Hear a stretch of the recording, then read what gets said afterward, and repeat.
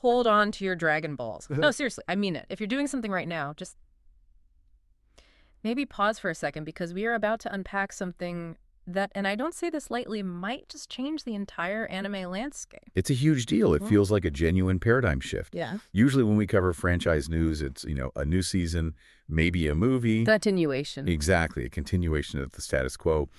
What we're looking at here is a convergence of creative forces that is, frankly, just unprecedented. Exactly. We're diving deep into the return of, the most iconic duo in anime history.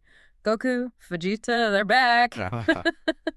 But the real story here isn't just that Dragon Ball is returning, it's how it's returning. We have a new series announcement, a totally new look, and in one production detail that made me stop, rub my eyes, and check if I was reading a parody site. It is a lot to process. Our whole mission for this deep dive is really to sift through all the hype and figure out what this announcement actually tells us about the future of the Dragon Ball franchise.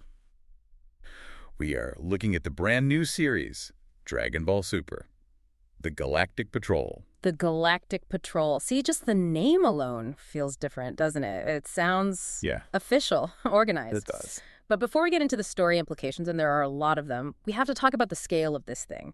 Because there is one specific name attached to this project, a name you usually see on posters for it, like Dune or The Dark Knight. And that name signals a massive shift in tone and ambition. It's a sign that the producers see this not as just anime, but as global prestige entertainment. I honestly thought it was a typo. I really did. But we'll get to that aha moment in a bit, because you need the context to really appreciate how wild it is. Sure. First, let's set the stage. Where did this news even come from? This wasn't just a random tweet, right? Oh, no, not at all. This was a very orchestrated reveal at the Dragon Ball Genkida Matsuri event. Now, for anyone not familiar, this is like the top tier of events. This is where the heavy hitters come out. Okay. And the people who delivered the news were just as important. You had Masako Nozawa, the legendary voice of Goku, and executive producer Akio Yoku on stage. That's how you know it's the real deal. In this industry, Nozawa-san is absolute royalty. When she speaks, the entire anime world listens. So they announced this new series, Dragon Ball Super, the Galactic Patrol. I want to pause on the timeline here for a sec. Dragon Ball chronology can be a little, Wibbly-wobbly is a good word for it. Yeah, exactly. You've got movies that might be canon, might not be. Side stories. Where does this new series fit? This is actually very precise, which is great for the fans who really care about continuity. The announcement says this picks up canonically right after the Tournament of Power. Okay, so a quick refresher for anyone who hasn't seen it recently. The Tournament of Power was that huge, multiverse-wide battle royale. The stakes were literally the erasure of your entire universe. High adrenaline, nonstop action. Precisely. And this new series leads directly into what manga readers know as the Galactic Patrol prisoner arc.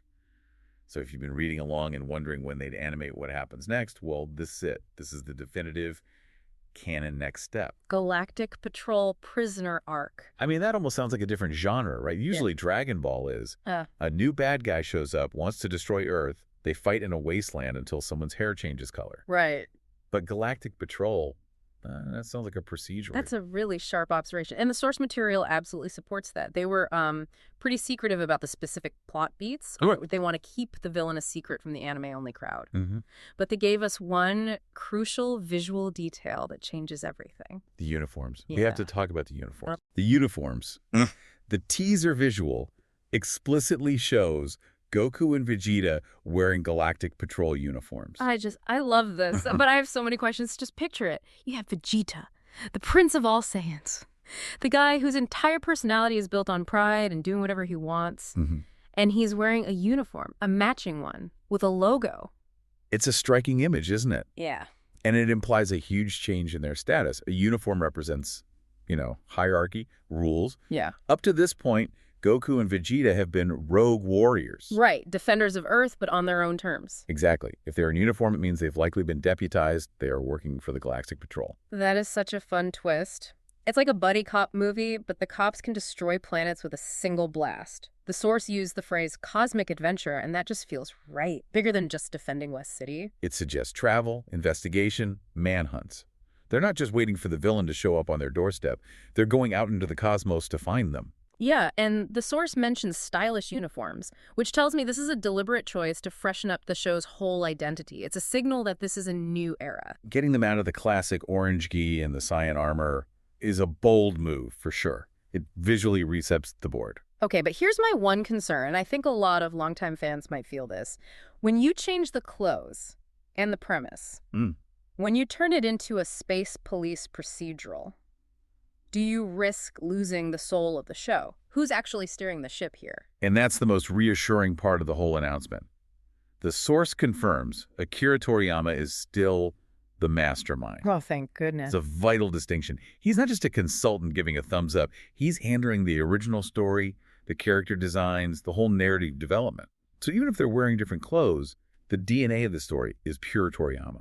That is so crucial. You need that specific Toriyama humor, that balance of world-ending stakes with really goofy, character-driven moments. If he's the mastermind, I'm not worried about the soul at all. In fact, seeing Vegeta forced to follow protocol might be the funniest thing Toriyama's ever written.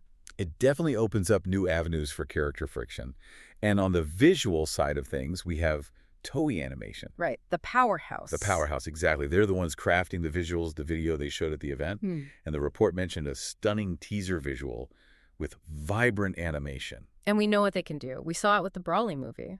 When Toei has the budget and the time, the animation is just, it's fluid, dynamic, it's incredible. If they're putting their A-team on this with Toriyama's designs, it's going to look spectacular. But visuals are only half the battle. Right. And anime is an audiovisual medium. And this is where we get to the part that takes this from great news to, well, a historical anomaly. Here we go. This is where it gets really nuts. I teased it at the top, but I still can't quite believe it's real. Tell them who is doing the music. The musical score for Dragon Ball Super. The Galactic Patrol is being composed by Hans Zimmer.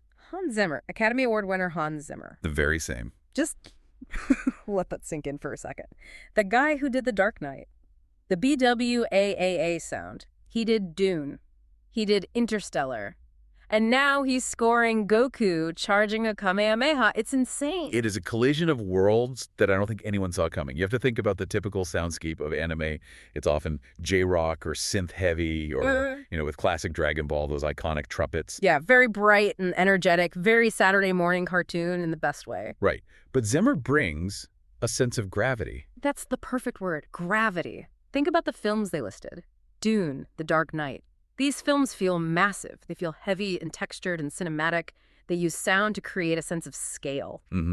By bringing Zimmer into Dragon Ball, the production committee is sending a very clear message. What's that message? To me, it just screams, we have a gigantic budget. Well, it certainly says that. But the deeper message is, this is not just a cartoon. They are positioning the Galactic Patrol as a full-on cinematic event. They want the experience to be, and this is a quote from the source, equally thrilling and breathtaking. You don't hire Hans Zimmer for a standard 20-minute episode. You hire him when you want to create an opera. Exactly. Breathtaking is a strong word, but with Zimmer, I actually believe it. Just imagine a standoff. Vegeta staring down some new villain in deep space. Usually you'd get a guitar riff. Or silence. Right, but now you might get those deep, rumbling Zimmer strings, that famous wall of sound. It completely changes the atmosphere. It creates an immersion that it really bridges the gap between Eastern and Western entertainment styles. You've got Toriyama's world, Toei's animation, and then this layer of Hollywood prestige audio right on top. It's a fascinating experiment. It's like putting a tuxedo on a fighter jet. It was already cool, but now it's classy and terrifying. That's a colorful way to put it, but it's accurate. It raises the ceiling for the emotional resonance of the show. Zimmer is a master at building tension and triumph. Dragon Ball is all about tension and triumph. So in theory, it's a perfect match, even if it's an unexpected one. I think so. It really makes you wonder about the production pipeline. I mean, will they be directing the animation to the music? That's a great question, because a Zimmer score is so dominant, you almost have to. Right. If you look at a film like Dune, the score and the visuals are inseparable. If the Galactic Patrol adopts that approach, we might see longer, more atmospheric shots, less rapid-fire dialogue, more visual storytelling to let that score breathe. Which fits perfectly with the whole Galactic Patrol space opera concept. That's exactly what Zimmer excels at. Interstellar, Dune, he knows how to make space feel vast and dangerous. Yeah, exactly. So this arc is about hunting fugitives across the galaxy. You need that sense of scale. He provides that sonic geography. It transforms space from just a background into a character. So we have the story, a cosmic manhunt. We have the look, new uniforms and deputized Saiyans. We have the sound, a Hollywood epic. The Dragon Ball universe is just exploding right now. It's definitely expanding. And the source makes a point to remind us that this new series is just the tip of the iceberg. The entire franchise has become this massive library of content. Yeah, they listed everything that's available for streaming. You've got the original Dragon Ball, Adventure story, yeah. Dragon Ball Z, GT, Super, and even the upcoming Daima. It's a lot to get through. It's a legacy. And the source explicitly suggests that while we're waiting for the Galactic Patrol, now is the perfect time to binge. They point out the whole saga is on Crunchyroll. Which is a smart call. Yeah. For a new fan, or even someone who's fallen off, jumping straight into this might be jarring. Wait, why is this spiky-haired guy in a police uniform? We kind of need the backstory. Context is key. You mentioned the uniforms earlier. That moment lands so much harder when you've seen their whole journey, from enemies to rivals to reluctant allies, and now partners. Hilarious camaraderie is the phrase the source used, and that's why we all stick around. The high-octane battles are great, but it's the relationship between those two that anchors the whole thing. Absolutely. The article calls those the staple elements.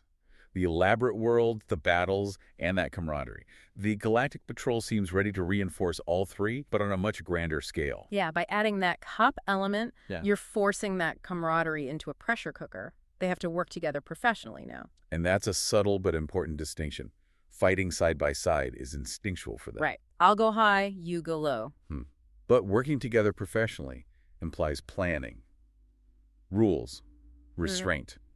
Three things Goku is famously terrible at. Which brings us right back to Toriyama being the mastermind. He thrives on that kind of irony. The most powerful being in the universe being bad at filing paperwork is classic Toriyama. It grounds the godlike powers in very human bureaucratic frustrations. I can just hear the Zimmer score swelling as Goku realizes he forgot his badge at home. It's going to be a unique mix of tones, that's for sure. So let's recap the key facts for everyone. We're getting a new show, Dragon Ball Super, the Galactic Patrol. Written by the original creator, Akira Toriyama. Starring our favorite Saiyans in some spiffy new uniform. And they're acting as deputies for the Galactic Patrol, picking up right after the Tournament of Power. And the whole thing is being scored by a literal Oscar winner, Hans Zimmer. Giving it that huge cinematic space opera feel. It sounds like something I would have made up on a fan forum 10 years ago. It's actually happening. It's a very exciting time to be a fan. The convergence of legacy and innovation is really special here. It really is. Yeah. Okay, but before we wrap up, I want to circle back to something you said earlier. The whole Galactic Patrol concept, it's been sticking in my mind. Okay, what about it? Just the philosophy of it. We are so used to Goku and Vegeta operating on their own terms. They represent a kind of benevolent chaos. They fight when they want, how they want. They shatter limits. Right. They don't follow rules, they break them. It's the Saiyan way. Exactly. So here's the thought I want to leave everyone with. If Goku and Vegeta are now officially wearing uniforms, working for a patrol, how does that structure change their nature? Can you really put a Saiyan warrior in a box? Does joining a system change the soul of who they are? That's a profound question. Institutions demand conformity. Scenes demand freedom. When you put a uniform on a wild animal, does it become tame? Or does it just tear the uniform apart? Is Vegeta going to read someone their rights before he blasts them? Is Goku going to wait for backup? It feels unnatural. But maybe that friction is exactly what makes the story interesting. Maybe the real enemy in this arc isn't just the villain they're hunting, but the very rules they're forced to follow. The struggle between being a good officer and a good warrior. Wow. Precisely. It challenges the archetypes we've known for decades. It forces them to evolve beyond just getting stronger. They have to get more disciplined. Well, I, for one, cannot wait to see Vegeta try to handle bureaucratic red tape. That alone is worth the price of admission. We will see. We will indeed. Listeners, stay tuned because this journey is just getting started. Keep your eyes on the stars and maybe turn up your speakers because the bass is about to drop. Catch you next time.